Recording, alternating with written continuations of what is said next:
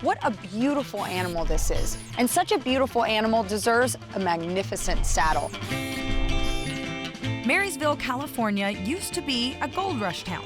Today, it's home to a different treasure, the Pedrini Saddle Company. On the outskirts of town, Pedro Pedrini is the ultimate cowboy living the Western life. But there's a twist. He's French.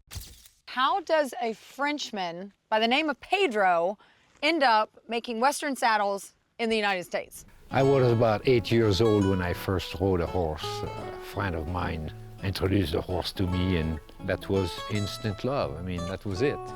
Pedro came to America 40 years ago.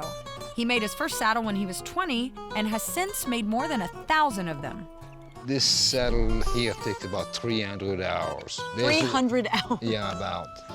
It's entirely hand stitched, 8 stitch an inch, which is fairly small. It's a very special saddle. A basic Western saddle is made of many parts.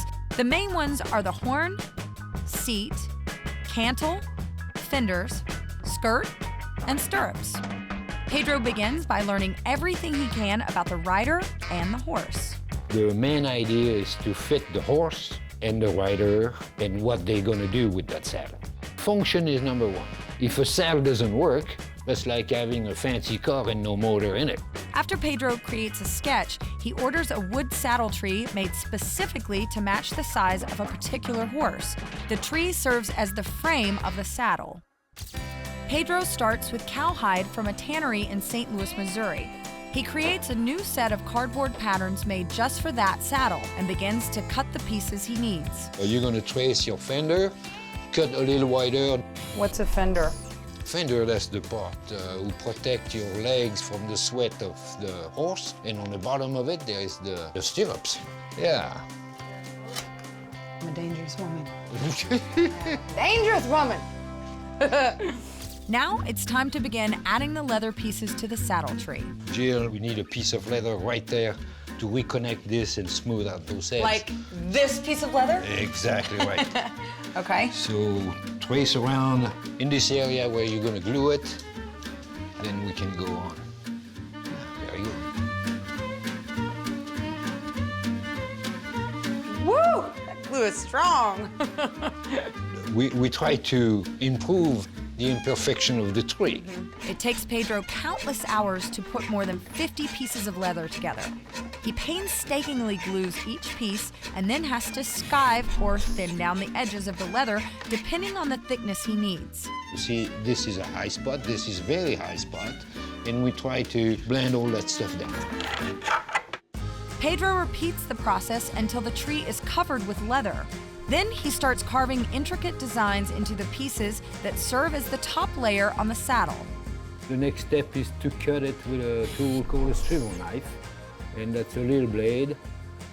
You cut the leather and you leave a cut where we're going to be able to carve this 2 dimension. Okay? So this finger push down, and this one give you the direction, kinda. And you keep on cutting all those lines.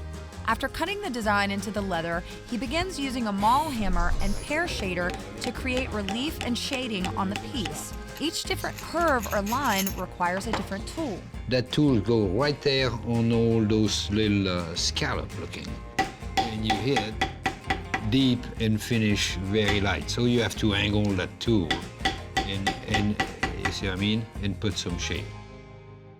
Once the seat is finished, all of the other parts are carefully sewn on. This piece needs to be sewed up to the skirt. This is the sewing machine who's gonna do it. He hand stitches everything with beeswax covered string. Because the string is sticky, it won't loosen with wear. There's 2 different kind of tools, we call a stitch marker. This is a 6 stitch per inch, so you roll that little wheel and it marks the hole so they're all even.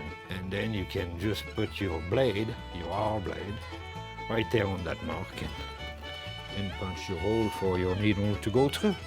The price of one of his most basic handcrafted saddles is $4,500. When the saddle is completely built, Pedro rubs the leather with olive oil. The process nourishes the material, turning the bleached out leather into a rich, dark brown. Then he applies a water-based finish to make it shine. Now that I've spent the day working with Pedro, I'm absolutely inspired by his dedication to excellence and his commitment to functional beauty.